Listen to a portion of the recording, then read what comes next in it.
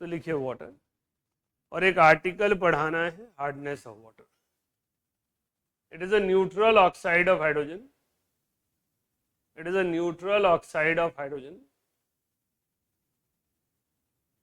According to Bronsted Lowry. It is amphiprotic species. According to Bronsted-Lowry, it is amphiprotic species. It shows self-ionization. It shows self-ionization.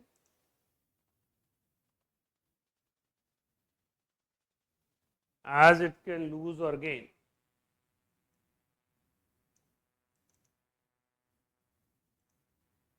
H positive ions. Its self-ionization constant is known as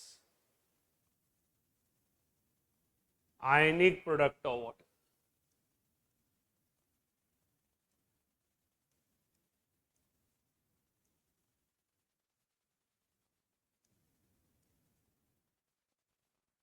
तो आपके पास water का equilibrium constant दो तरह से use किया जाता है।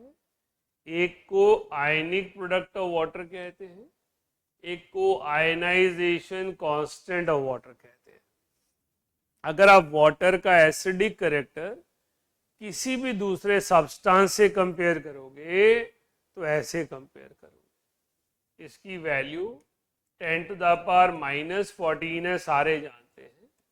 इसकी वैल्यू 1000/18 है। तो जब आप इसको एसिडिक कैरेक्टर के ऑर्डर में लिखोगे तो ये वैल्यू यूज करोगे, KW यूज नहीं करोगे। तो अगर आपसे एक एसिडिक कैरेक्टर का ऑर्डर पूछा जा रहा है तो वाटर का K value 1.8 × 10 to the power -16 है, आयनिक प्रोडक्ट ऑफ वाटर नहीं है। आयनिक प्रोडक्ट ऑफ वाटर का दूसरा नाम सेल्फ आयनाइजेशन कांस्टेंट है।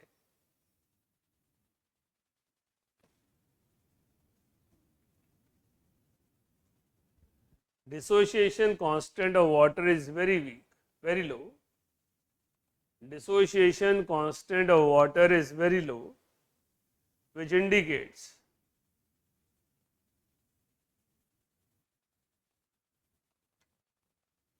that it is a weak electrolyte.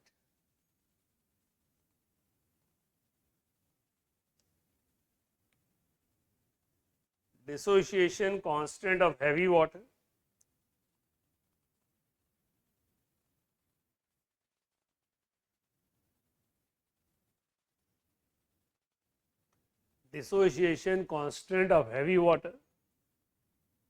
is less than water due to high bond dissociation energy. Due to high bond dissociation energy, D2O is less polar. D2O is less polar than water, so it has low dielectric constant. So it has low dielectric constant. Heavier isotope की bond energy ज्यादा होती है। ये topic पूरी chemistry में कहीं नहीं पढ़ाया जाता हैवी वाटर के अलावा, राइट। आइसोटॉप की केमिकल प्रॉपर्टी सेम होती है लेकिन फिजिकल प्रॉपर्टी डिफरेंट होती है, तभी तो आइसोटॉप है। तो आइसोटॉप का जब भी बात करोगे, चाहे क्लोरीन का बात कर लें चाहे ब्रोमीन की बात कर लें, उसकी बॉन्ड एनर्जी नॉर्मल से ज़्यादा होगी जिसका मास ज़्यादा होगा। ये लेस पोलर है, ये लिखना इसलिए ज़रूरी है क्योंकि डाइलेक्ट्रिक कांस्टेंट वाटर की इंपॉर्टेंट प्रॉपर्टी है जो उसे यूनिवर्सल सॉल्वेंट बनाती है। तो वाटर और हैवी वाटर में कंपैरिजन आ जाए, in which of the following it will be more soluble. आप जब बॉन्डिंग पढ़ते हैं तो कहते हैं ionic compounds are more soluble in water. आप अगर सॉल्यूशन चैप्टर पढ़ते हैं तो ionic compounds are more soluble than water. अगर आप अभी आज पिछली क्लास में हमने डिस्कस किया कार्बोनेट्स में, लैटिस एनर्जी और हाइड्रेशन एनर्जी का कॉम्बिनेशन डिसाइड करता है कोई कंपाउंड मोर सॉल्युबल होगा या लेस सॉल्युबल होगा। अगर आप किसी कंपाउंड को नॉर्मल वाटर में पढ़ रहे हैं, उसकी अगर हाइड्रेशन एनर्जी की वैल्यू x है तो हैवी वाटर में लेस देन x आएगी, क्योंकि हैवी वाटर लो डाइलेक्ट्रिक कांस्टेंट वाला कंपाउंड है। नेक्स्ट लिखिए hardness of water. Hardness of water, hard water does not produce lather with soap. Hard water does not produce lather with soap. lather में झाग नहीं बनाएगा। it is caused by soluble salts of magnesium and calcium. It is caused by soluble salts of magnesium and calcium. ये salts कौन से हैं? Chloride, sulphates and bicarbonates. अब यहां से एक और क्वेश्चन क्या बन गया? विच of the following is a soluble compound of calcium and magnesium. तो अगर मेरे पास क्लोराइड, सल्फेट्स और बाइकार्बोनेट्स हैं तो वो सॉल्युबल कंपाउंड्स हैं। हार्डनेस ऑफ वाटर मीन्स वो पर्टिकुलर सैंपल ऑफ वाटर जो झाग साबुन के साथ नहीं बनाता है।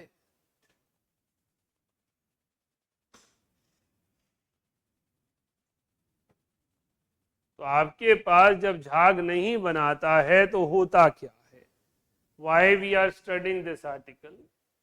तो वो आपके पास जो है soap sodium salt of carboxylic acid होता है, कैल्शियम आयन के साथ वो स्कम बना देता है। स्कम क्या होता है? Sticky milky substance. आपके पास चिपचिपा सा गम की तरह सब्सटेंस होता है जो आपको कभी अगर रेयर अपॉर्चुनिटी मिली, आज तो हम मॉडर्न साइंस में आ गए कि सारी चीज़ें बहुत रिफाइंड हो गई, एरियल, सर्फ, जो भी नए डिटर्जेंट आ रहे हैं वो हार्डनेस को खुद ही बैलेंस कर देते हैं। पर अभी भी कुछ जगह पे बहुत ओल्ड वॉशिंग सोडा यूज हो रहे हैं, तो कपड़े धोएं तो कई बार पानी के सैंपल में इतनी हार्डनेस होती है, कोई वाइट वाइट चिपकने वाला सब्सटेंस उसके दो फोल्ड्स को चिपका देता है। वो क्यों आया? हमने कुछ नहीं, बबल गम थोड़ी ना डाली थी। वो तो प्रॉब्लम ये आई कि सैंपल ऑफ वाटर हार्ड था, हमने जैसे सोडियम या पोटाशियम सॉल्ट को, सोडियम सॉल्ट को मिक्स किया तो वो स्कम में कन्वर्ट हो गया। नेक्स्ट है hardness is divided in two categories. Hardness is divided in two categories, temporary hardness and permanent hardness. Temporary hardness and permanent. Temporary और परमानेंट वर्ड इसलिए दिए गए हैं, टेम्परेरी अपने आप रिमूव हो जाती है जब आप गर्म कर देते हो पानी को। परमानेंट को आपको कोई कंपोनेंट चाहिए, आपको कोई केमिकल चाहिए जो उसको रिमूव कर पाए। Temporary hardness, bicarbonates cause temporary hardness. Bicarbonates cause temporary hardness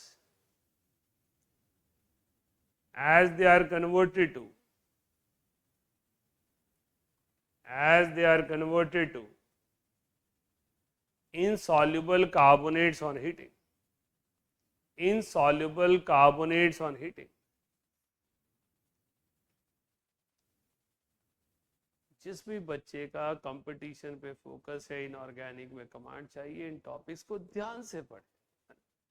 आप एक कंपाउंड की प्रॉपर्टी पढ़ रहे हैं। देखो इनऑर्गेनिक का चैलेंज है कि हमने केमिकल्स की प्रॉपर्टीज पढ़नी है, वो जैसे बिहेव कर रहे हैं वो ऐसे ही बिहेव करेंगे। हम उसमें से कुछ कुछ चीज़ों को याद रखने का प्रयास करेंगे और कोशिश करेंगे कि अलग अलग चैप्टर में वो कैसे लगाए जा सकते हैं। तो टेम्परेरी हार्डनेस का वर्ड का मीनिंग था जो बॉईल करने से हट जाए। आपने घर में पतीले में एक साफ पानी का सैंपल लिया, आपने उसे उबाला, जब आपने पानी को बाहर निकाला तो पानी का सैंपल जो पतीले में बच गया या पतीले के कॉर्नर पे वाइट कलर की मिट्टी बैठ गई, some sandy particles objects are found. कहाँ से आए, आपने तो अपनी तरफ से साफ पानी लिया था. This is what they are saying. तो टेम्परेरी हार्डनेस जो है वो उबालने से रिमूव हो जाती है, गर्म करने से रिमूव हो जाती है. ऐसा हम सभी को देखने को मिलता है जब गीज़र की सर्विस होती है. सर्दियों में गीज़र्स यूज़ कर रहे हैं, वाटर गीज़र्स, जब उनके बीच में अगर हम सर्विस कराएं तो बहुत मार्बल जैसा वाइट कलर का पत्थर जैसा सब्सटेंस निकलता है. हमने पानी में पत्थर तो डाले नहीं, इतने बड़े बड़े पत्थर होते तो पाइप से कैसे जाते. This is what is happening there. आप 20 लीटर के पानी को, 25 लीटर के पानी को उबालकर 55 डिग्री, 60 डिग्री, 70 डिग्री तक ले जा रहे हैं, तो वहां पर बाइकार्बोनेट डीकम्पोज होकर कार्बोनेट में कन्वर्ट हो जा रहे हैं, और कार्बोनेट इनसॉल्युबल है तो वो सेटल हो जा रहे हैं. राइट, क्लियर हो गया. तो आपके पास यही प्रॉपर्टी इनऑर्गेनिक में ब्लेंड हो गई. Which of the following will decompose on heating. Bicarbonates easily carbonates में जाएंगे. तो bicarbonate on heating changes to carbonate, क्योंकि हमने उसको हीट ट्रीटमेंट दिया.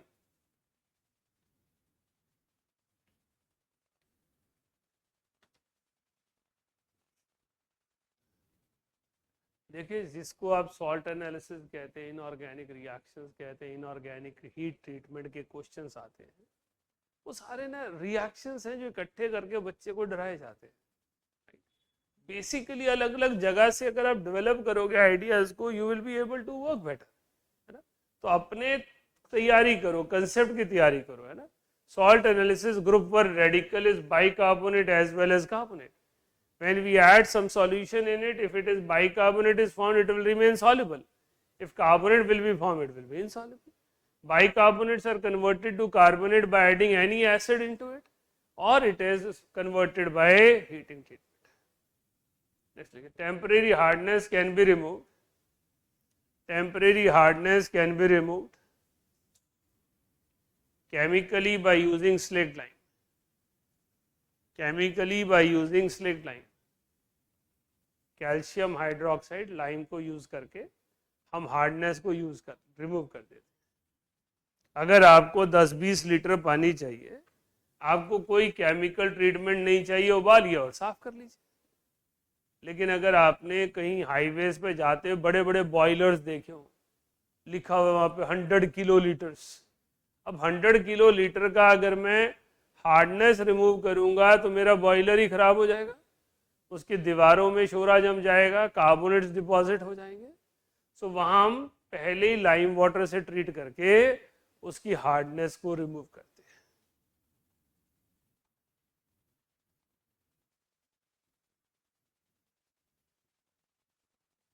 क्या आपने कोई मैग्नीशियम हाइड्रोक्साइड के बारे में सेलिएंट फीचर पढ़ा पिछले चैप्टर में? किसी को याद रह गया हो?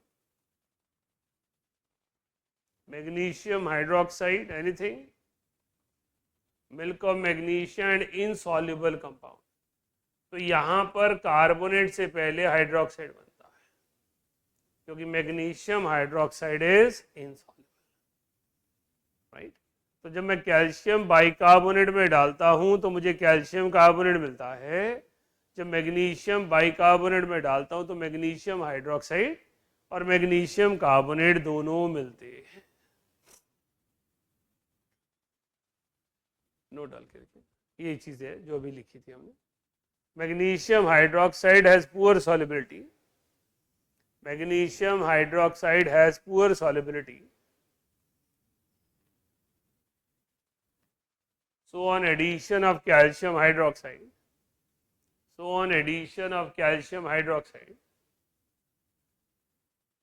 magnesium hydroxide precipitates.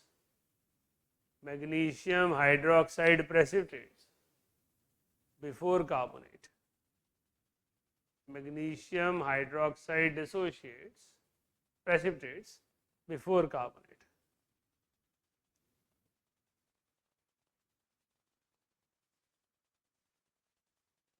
Next, okay. Methods for removal of permanent hardness. Methods for removal of permanent hardness.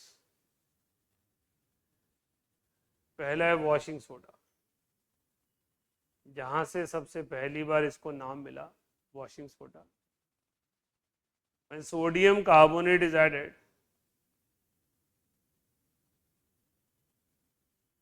calcium and magnesium ion precipitate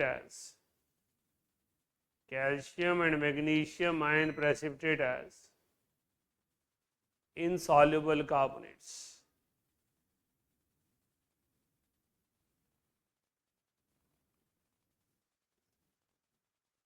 So sodium carbonate calcium के साथ डिस्प्लेसमेंट रिएक्शन दे रहा है, कैल्शियम कार्बोनेट प्रेसिपिटेट हो जा रहा है। आपने alkaline earth metal में पढ़ा, मैंने सॉल्ट एनालिसिस इक्विलिब्रियम में पढ़ाया कि carbonates of calcium, strontium, barium are insoluble, so easily settle down. Double displacement reaction है, क्लोराइड्स, सल्फेट्स कोई भी होंगे डिस्प्लेस होंगे और कैल्शियम कार्बोनेट जैसा कंपाउंड सेटल हो जाएगा। यहाँ पर सबको पता होना चाहिए, वॉशिंग सोडा बोलने के लिए 10H2O बोलना जरूरी है। वॉशिंग सोडा तभी तक है जब वो Na2CO3.10H2O। नेक्स्ट लिखिए permutit method.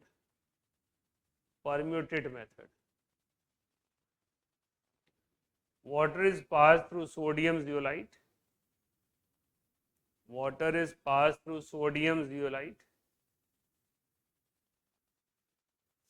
Zeolites are shape selective. They absorb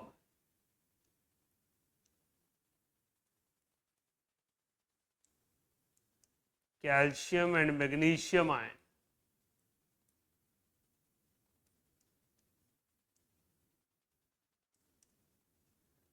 Zeolites shape selective हैं, एक डिफाइंड शेप और साइज के पार्टिकल को ये रिमूव करते हैं, तो सोडियम जियोलाइट लिए जाते हैं। जियोलाइट होते क्या है वैसे? Aluminosilicates. They are aluminosilicates. It means aluminium hydroxide और सिलिकॉन हाइड्रोक्साइड का कॉम्बिनेशन है। इनके सरफेस पे एक वेल डिफाइंड शेप और साइज होता है, ये उसी को एब्जॉर्ब कर सकते हैं।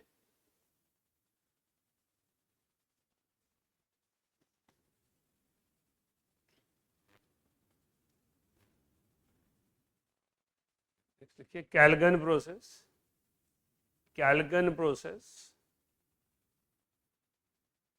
is sodium hexametaphospate. Calgon is sodium hexametaphospate. When hard water is treated with calgon,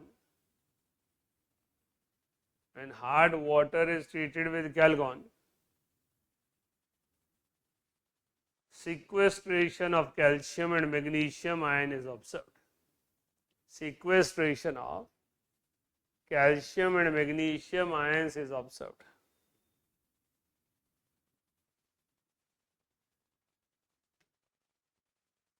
कैल्गन नाम सोडियम हेक्सामेटाफॉस्फेट को दिया गया है। इस प्रोसेस के अलावा किसी भी और प्रोसेस में कैल्शियम और मैग्नीशियम आयन पानी में हैं, केमिकल ट्रीटमेंट से सेटल हो जाते हैं। डे टू डे लाइफ में अगर कोई आपको कहे, जैसे चंडीगढ़ ट्राई सिटी में, चंडीगढ़ मोहाली वाटर में हार्डनेस बहुत कम है, पंचकुला जीरकपुर बहुत ही कॉमन है। So we need some chemical treatment if you want to avoid hardness. तो उस केमिकल ट्रीटमेंट को परमिटेड कह देते हैं, केमिकल ट्रीटमेंट को वॉशिंग सोडा कह देते हैं, केमिकल ट्रीटमेंट को कैल्गन कह देते हैं। केमिकल ट्रीटमेंट का मतलब मैं कोई चीज़ डालूंगा और वो कैल्शियम और मैग्नीशियम को सेटल डाउन कर देगा। ये अकेला प्रोसेस है जिसमें कैल्शियम मैग्नीशियम सेटल नहीं किए जाते, सिक्वेस्ट्रेशन की जाती है। इसलिए वर्ड इंपॉर्टेंट है। सिक्वेस्ट्रेशन मीन्स अरेस्टिंग समथिंग, बांध के रख दिया, दिख भी नहीं रहा कि वो बाहर आ रहा है, लेकिन वो अवेलेबल भी नहीं है। This is called sequestration. तो कैल्शियम आयन सॉल्यूशन में पड़े थे, आपने कैल्गोन को ऐड किया, ये सॉल्युबल कॉम्प्लेक्स में कन्वर्ट हो गए, they are no more available in solution. क्योंकि ये अवेलेबल नहीं है इसलिए इसको कैल्गन कहा जाता है, सिक्वेस्ट्रेशन कहा जाता है। पहली बार जो नाम दिया गया था बड़ा फनी स्टोरी थी। Calgon word means calcium gone. Calgon is nothing, it is just calcium gone. Calcium gone को कैलगॉन कहा जाता है। एक कंपाउंड डालने पर सॉल्यूशन में कैल्शियम कहीं गायब हो गया जो हमें दिख नहीं रहा है, इसलिए उसको कैलगॉन कहा जाता है।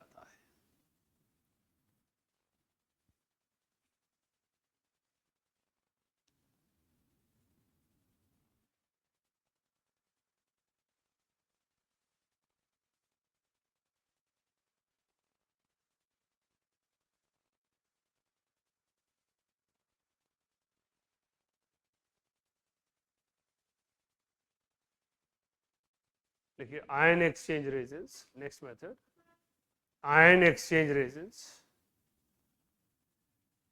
Resins are long chain organic compounds. Resins are long range organic compounds. For removal of hardness we use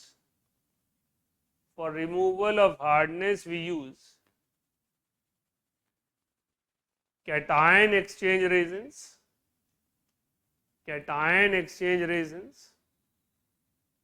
and anion exchange resins.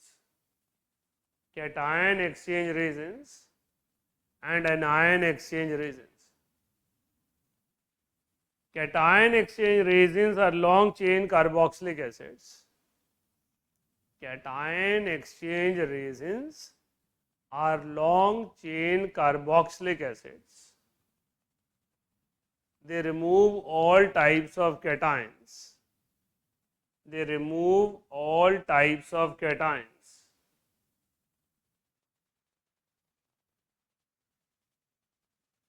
Anion exchange resins remove all types of anions. Anion exchange resins remove all types of anions.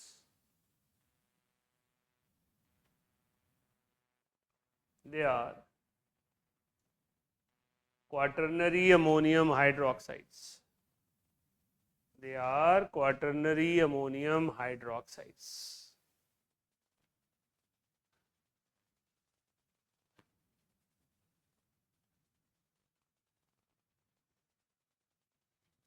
इस article के base पर कोई +2 वाला student बताए कि इसको और कौन से चैप्टर में ब्लेंड कर सकते हैं? Carboxylic acid and there preparation and ammonium hydroxide amines में, राइट? तो क्वाटर्नरी अमोनियम सॉल्ट हम बनाते हैं हॉफमैन्स अमोनोलिसिस से या एग्जॉस्टिव अमोनोलिसिस से। एंड रिजल्ट में मैंने उसे सॉल्ट में कन्वर्ट किया और मैंने कहा मैंने एक एक्वस सॉल्यूशन में उसे ऐड किया जिसमें ऐसे ऐसे ऐसे आयंस थे। आप बताएं after passing through this particular compound A मेरे को कौन कौन से आयन नहीं मिलेंगे? तो जितने एनायन है सारे निकाल देगा, राइट? तो long chain quaternary ammonium salts remove all types of anion from aqueous solution. Long chain carboxylic acid remove all types of cations from solution. इस डी आर्टिकल से पहले जो तीनों आर्टिकल आपने पढ़े, तीनों में सिर्फ कैल्शियम और मैग्नीशियम रिमूव हो रहे थे, एनायन सॉल्यूशन में मौजूद थे। ये अकेला ऐसा मेथड है जिसमें आप कैटायंस भी निकाल रहे हो, एनायंस भी निकाल रहे हो। तो आपके ion exchange resin long chain compounds है।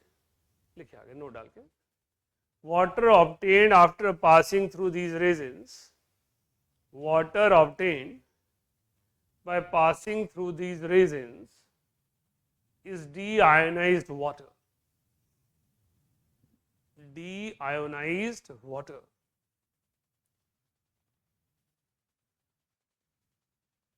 तो आपने क्वाटर्नरी अमोनियम हाइड्रोक्साइड लिया, इसने सारे एनायंस रिमूव कर दिए और बदले में सॉल्यूशन में OH दे गया। आपने लॉन्ग चेन कार्बोक्सिलिक एसिड लिए, उसने सारे कैटायंस रिमूव कर दिए, बदले में वो H पॉजिटिव दे गया। So what you are left with?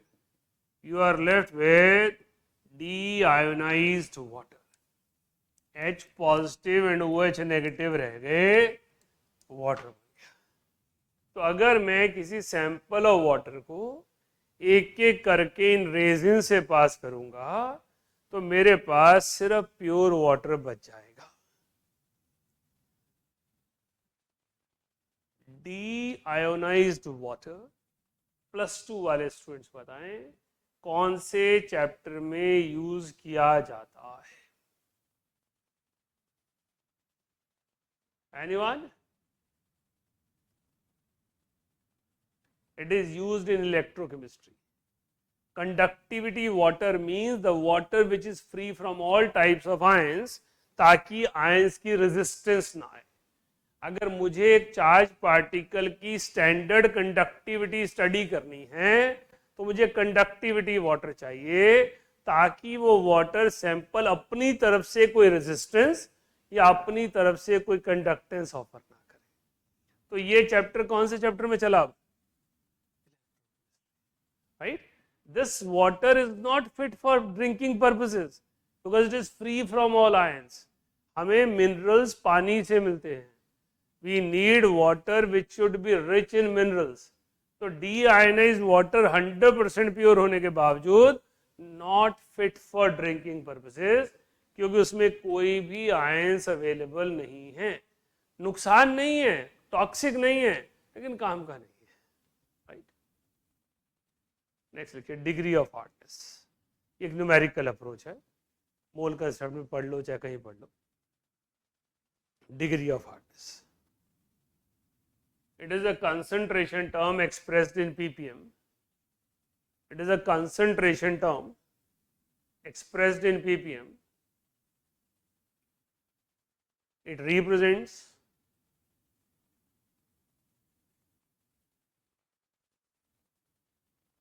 mass equivalent of calcium carbonate, mass equivalent of calcium carbonate with respect to any salt, with respect to any salt causing hardness.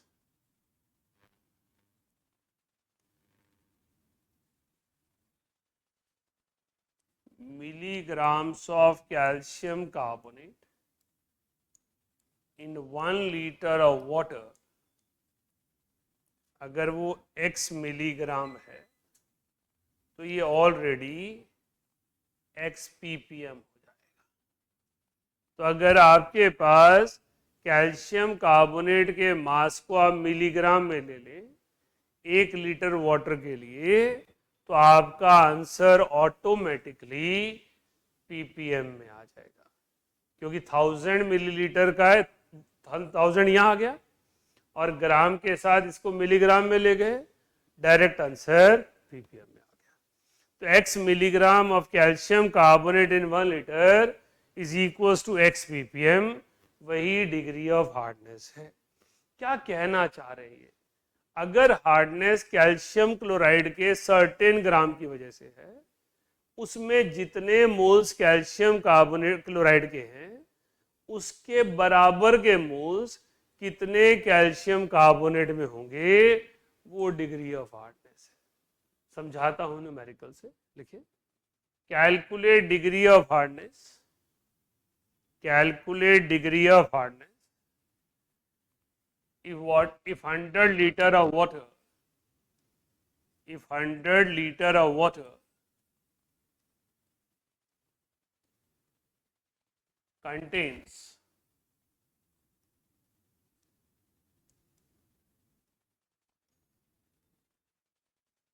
3.24 grams,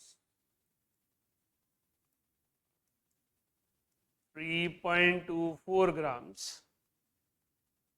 of calcium bicarbonate.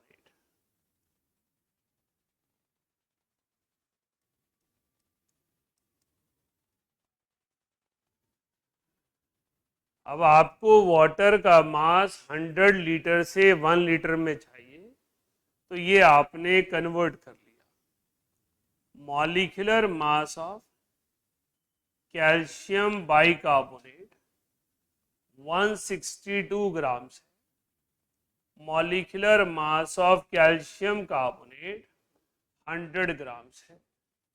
तो number of moles of calcium bicarbonate is equals to number of moles of calcium carbonate करना है 3.24 into 10 to the power -2 upon विक्स 162 W upon ये value मेरे पास 0.02,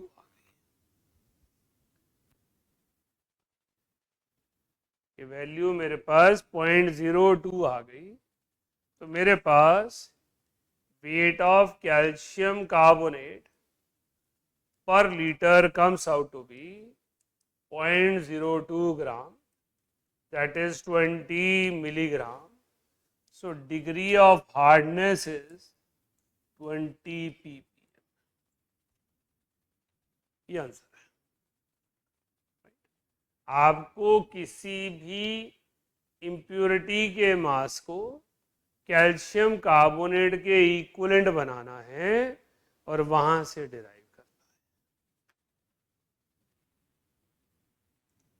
क्या online वाले सभी को समझ में आया नहीं आया? किसी को कोई स्टेप नहीं आया तो प्लीज पूछिए। जरूरी है ये मोल कंसेप्ट के साथ ब्लेंड होकर एडवांस में आना है। Excuse me sir. Yes please. Sir हमने नंबर ऑफ मोल्स क्यों इक्वेट करें? मास इक्विवेलेंस चाहिए था ना। जितना मास कैल्शियम बाइकार्बोनेट का है उतने मास के बराबर कैल्शियम कार्बोनेट का कितना मास होता है। मास के बराबर करने के लिए आपको मोल्स ही चाहिए ना, राइट। जितने मोल्स कैल्शियम बाइकार्बोनेट के 3.24 ग्राम में थे उतने मोल्स कैल्शियम कार्बोनेट के कितने मास में होंगे। नेक्स्ट क्वेश्चन लिखिए, ये आप करेंगे फटाफट। Calculate degree of hardness, calculate degree of hardness if 200 liter of if 200 liter of water contains 200 liter of water contains 3 grams of magnesium sulfate.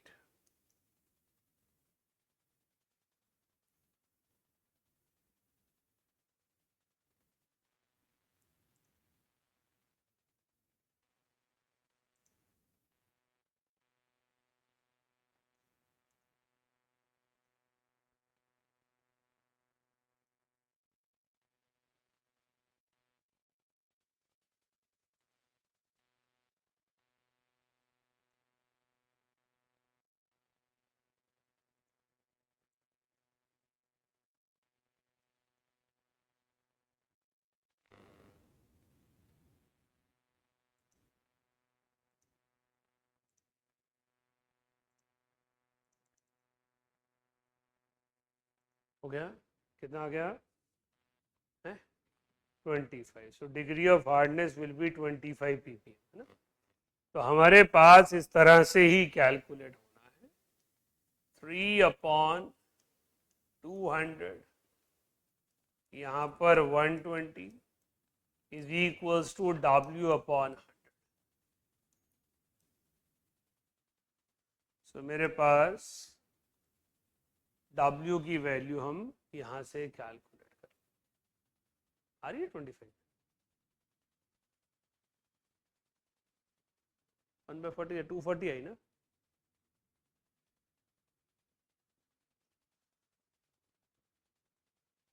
W comes out to be 3/240 ये आ गया आपके 80, तो this value should be 12.5 milligrams.